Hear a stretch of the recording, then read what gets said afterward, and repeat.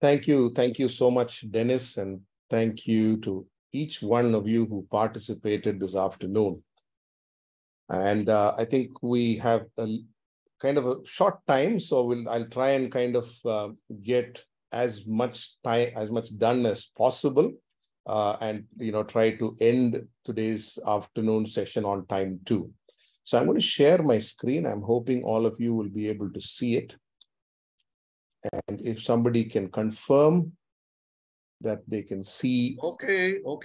Thank you.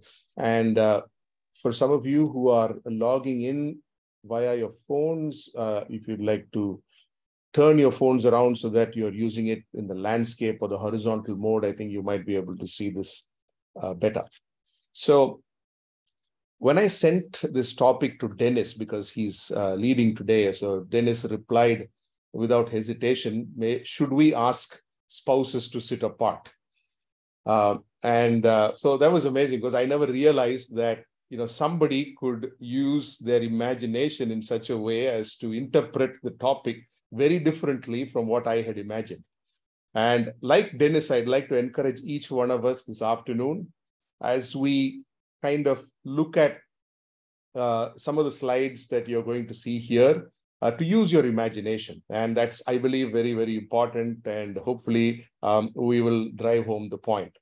So if I were to ask the question, in life, all of us have bosses at our workplaces. I think without exception, we've all worked under a supervisor at some point in time of our life or the other, whether we've been in business, whether we've been in a corporate job, or whether we've been a teacher, or even if we've been in ministry.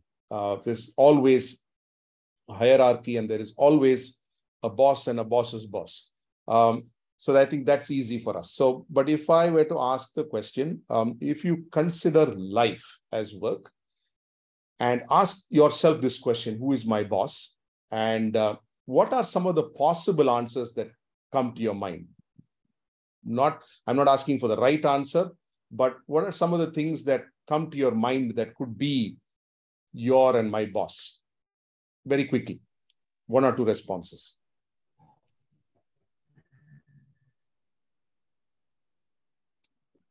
Time, schedules. Excellent. Time and schedules, which keep us busy, which keep us going from one thing to the next. That's very true for many of us. One more response. The one who signs my paycheck at the end of the month. Right. Excellent. So our work, our career, that can take, precedence over everything, over all the decisions that we make in life, right? So I'm going to just quickly go through a few that I think might be common for each one of us. I think one of the first things for all of us. Target. Sorry, say that again. To meet targets. To meet targets. Yes, absolutely. Which is a good thing. It's good to have targets. It's good to have goals, but sometimes if we stretch that too far, then yes, our priorities change too. So I'm just going to very, very quickly go through a few things that hopefully we can all identify with. I think what is common for all of us is financial security or financial independence, right? What that's very, very important for us, so that we can provide for ourselves and for our family. And sometimes the pursuit of financial security can kind of overwhelm us, can kind of make us focused only on that to the exclusion of almost everything else.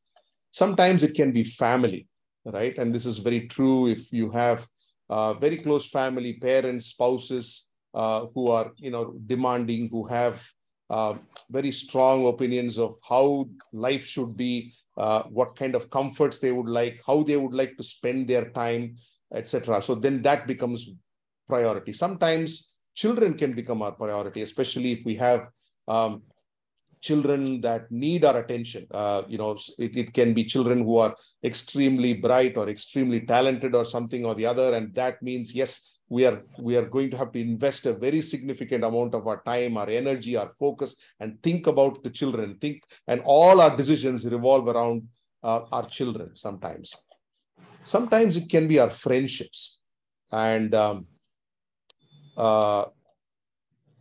not sure if you have come across this, but I had an uncle of mine for whom friends were very, very important, to the point that,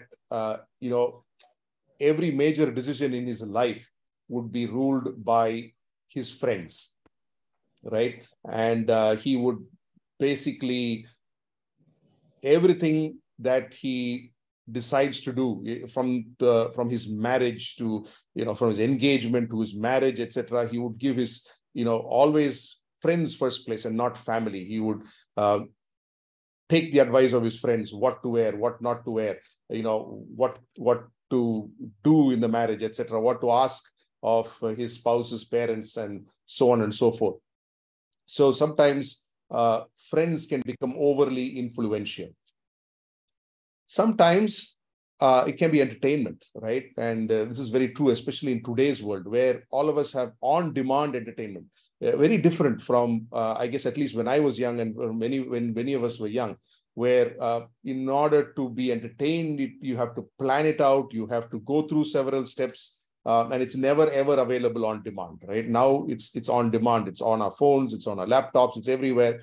And sometimes, whether we love a sport, or if we love cricket, and there is a IPL match on, we say, okay, we're going to watch that, and maybe have my family prayers after that, right? So sometimes entertainment, sports, these things kind of take overarching importance over life. Sometimes it's just us, it's just me. Sometimes I want to do what I want to do when I want to do, right? I want to be my own boss, and that's very important to me. And, that's very, very true for many of us, including me. So when I was kind of thinking about this topic, I was thinking about myself, and kind of, it helped me really understand how much of importance, I give to my own likes, my own dislikes, and my own priorities. So I also always wonder, why Christians especially struggle in this area. So recently I was staying with a non-Christian friend, and for a few days. And every single day in the morning, this person would wake up at 5:30, would have his bath, and by 6 o'clock, he would be in the puja room, right? Washing, changing the flowers, lighting the incense sticks, etc. Every single day, including on Saturdays and Sundays.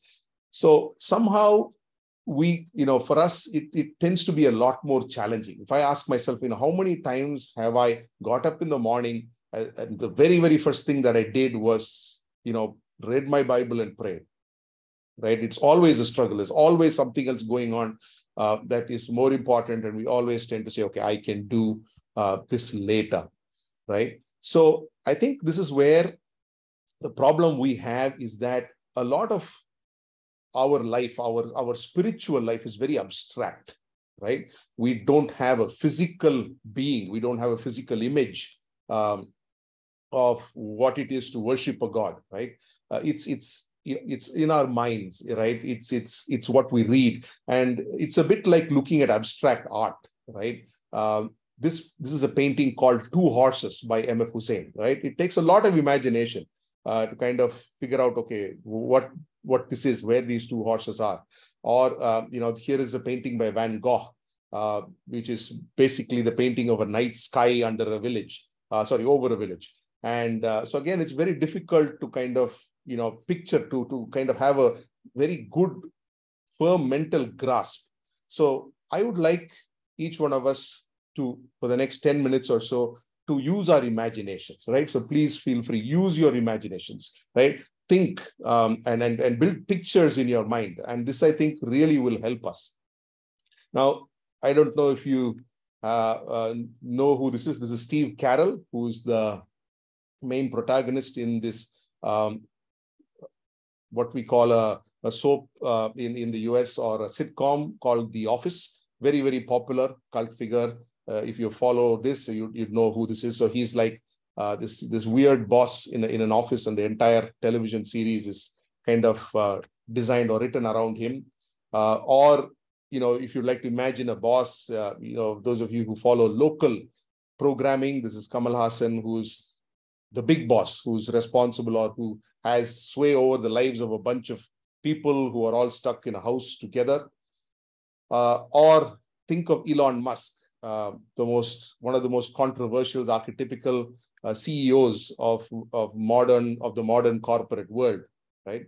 Or think of the people that you reported to, that you worked with, right, as the boss in your mind, right? And then I would like you to put this image of Jesus there, right? We all have possibly slightly different versions of this image, but if this was your boss, if this was the person that you reported to on a daily basis, if this was the person whom you were accountable to on a daily basis, right? That's the boss I'd like us all to think of, right? So when we ask the question, who is my boss? This is the image that needs to come to our minds, and I hope the relationship of a subordinate and a boss is what we think about. Now, I'm just going to quickly go through two examples. Or before that, sorry, Hebrews chapter 11. All of us are very familiar with Hebrews chapter 11, and there are a whole list of people here for whom this was the image that they had, the image of God the Father in their minds when they made decisions in their lives, when they decided what they would do, whether they would obey, whether they would disobey or not, right? It starts with Abel, right? Young Abel, who possibly knew very little, heard about God from his parents, and possibly never saw God, because by the time they are out of the Garden of Eden, unlike Adam and Eve, who had the joy of the real physical presence of God, right? And Abel actually died obeying God's commands. Or Enoch, who lived such a wonderful life that there was no death, that God took him to be with him. Or Noah, who built an ark in the middle of dry land where there was no water, no sea.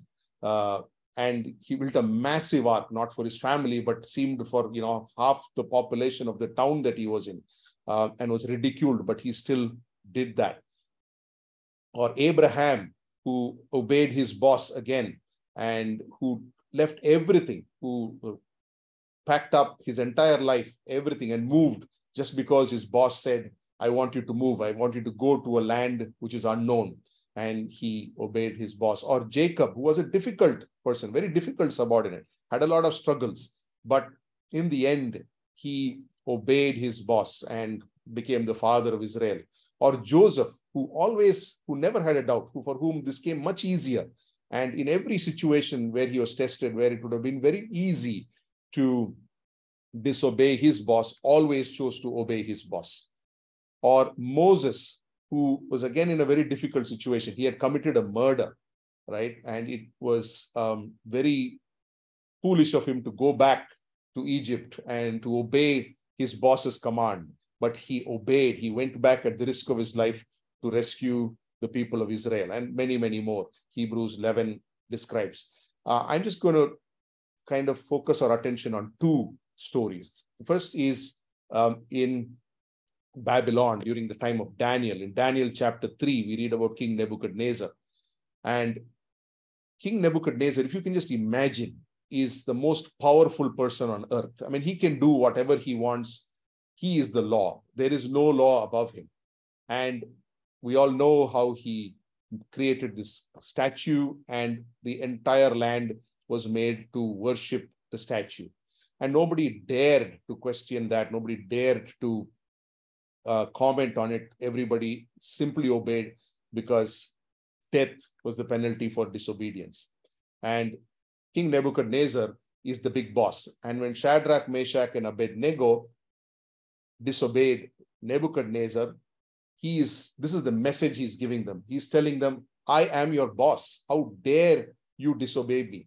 How dare you not serve my gods or worship the image of gold that I have set up? And the consequence of you not doing that or being obedient is that you're going to be killed, and not any ordinary painless death. It is going to be an immensely painful death. And imagine yourself in the place of Shadrach, Meshach, and Abednego, right? You're a young person in this strange land, and you have this overwhelming authority. It is so difficult for me to imagine, if I was one of them, that I would have the courage to even question, let alone disobey. Right? And imagine how much of an image of God, of the Hebrew God that they knew from their scriptures, that they would have had in their mind, to have the courage to say, King Nebuchadnezzar, right? I am not afraid. I'm not going to bow down like everybody else in that whole country. Their heads are down, their heads are bowed in front of Nebuchadnezzar, the big boss, the king. But we have the courage to look at you and to tell you straight to your face that you are persona non grata. We do not need to defend ourselves before you. You don't matter at all. It is our boss who matters, the God that we serve. And not only are we not concerned about what you say, not only are we concerned about obeying the command of our God, we are going to disobey you directly, and we don't care about the consequences. They're very clear. God is our God is our boss. Now let's switch our focus to Acts, the passage that was read to us. And this sequence of events comes about soon after Acts chapter 3, where Peter and John are going to the temple. Now, here is the context. The disciples, not only the 12 apostles, but all those who were with Jesus during Jesus' time, are so afraid of the events that have just transpired. None of them, though they were all with Jesus for 3 years or thereabouts, and were part of his life. They were there every single day, every single hour, every single minute. But they completely abandoned Jesus at the time he was arrested. When Jesus was crucified, he died completely alone. There was nobody. There were no 12 apostles standing around trying to protect him, trying to defend him. Absolutely nobody. And this was, again, I would like you to imagine, you are one of these 12 apostles, and you are now desperately afraid for your life, right? You are so afraid that you have locked yourself up in this upper room, hoping that nobody knows that you are there, because you do not want to be associated with this person who has just been crucified in the most gruesome manner. And there they are, 120 of them in the upper room in Acts chapter 1. And then comes the Holy Spirit. And that changes everything. I don't have the time, so we're not going to talk about that. But within one chapter of the Acts narrative, Luke describes how the 120 became 3,000 converts. And I'm sure that even then, they are still wary. They are still worried. They are still worried for their personal, physical safety, for their families, for their future, because they know that they are doing something that is going to be opposed. It is only a matter of time. They are not going to get away with this, right? And then by Acts chapter 4, the part before we just started reading, it says there were now 5,000 men. So it talks about men. We don't know how many women, but safe to say now it's at least tripled from the time on the Pentecost day. And I'm still sure that the apostles and the disciples I still have these terrible questions in their mind. What are we doing? What is going to happen to us? And it's in this context that, Peter and John are walking to the temple. And this is in the middle of the day at 3 o'clock in the afternoon, when all the Jews are going to the temple to worship God. And 5,000 men, or maybe 6, 7, 8, 9,000 people overall may seem like a big number, but it really is not. Because Jerusalem in the 1st century AD had a population of somewhere between 800,000 to 1 million. And that would grow when there were festivals. And so they're still not a very significant number, right? And Peter and John perform this miracle in broad daylight, in very public view. Now, if you read about many of the miracles of Jesus, Jesus very often did not do miracles very publicly, right? When he healed somebody, he would tell them, do not go and talk about this to anybody. And Jesus did that for a reason, because he did not want his ministry to be derailed prematurely. He did not want to get captured prematurely. So he was very careful. And here are Peter and John, who perform a miracle in broad daylight in front of possibly hundreds, thousands of people. And not only is it a very public miracle, this is a very public person. Here is this man who has been there every day of his adult life begging. So every Jew that passes him to walk into the temple, they know him, they see him every day. And they're going to now transform this man's life. And he's no longer going to be a cripple. And I'm sure they must have been thinking, something is going to happen that we are not going to be very happy with. And sure enough, it does, right? So the next day, they were brought to the Sanhedrin. Now, again, please imagine with me. This is not just a bunch of people, influential Pharisees, old decrepit men who have nothing better to do than to, cite the law to people and, persecute people. This is a group of the most powerful men in Jerusalem, possibly the wealthiest. The Sanhedrin, the full Sanhedrin is 71 members, including the high priest, and most of them are appointed by King Herod. And many of them are related to one another, run the most powerful businesses in the area. And they are, apart from the Romans who govern and, who basically are responsible for law and order, it's the Sanhedrin and the chief priests who keep law and order as far as religion goes, as far as owning the temple goes. So very powerful bunch of people, and it must have been absolutely daunting to be standing in front of them and be accused of anything, right? And this is the question that they got. By what power or what name did you do this?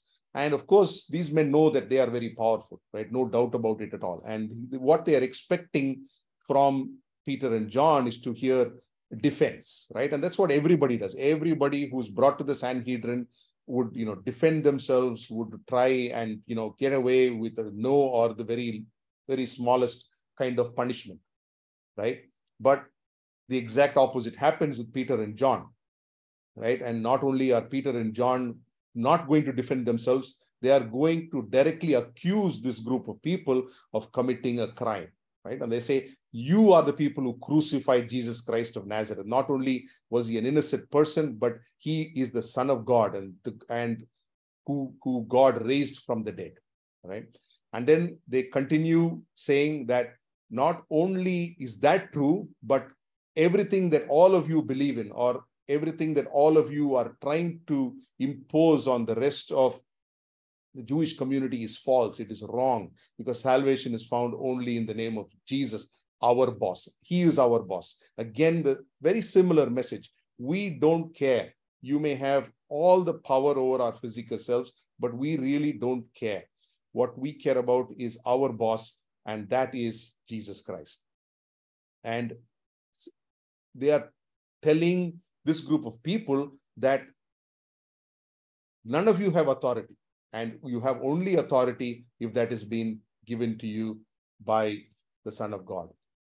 And this is the only way we are going to be saved, including each one of them.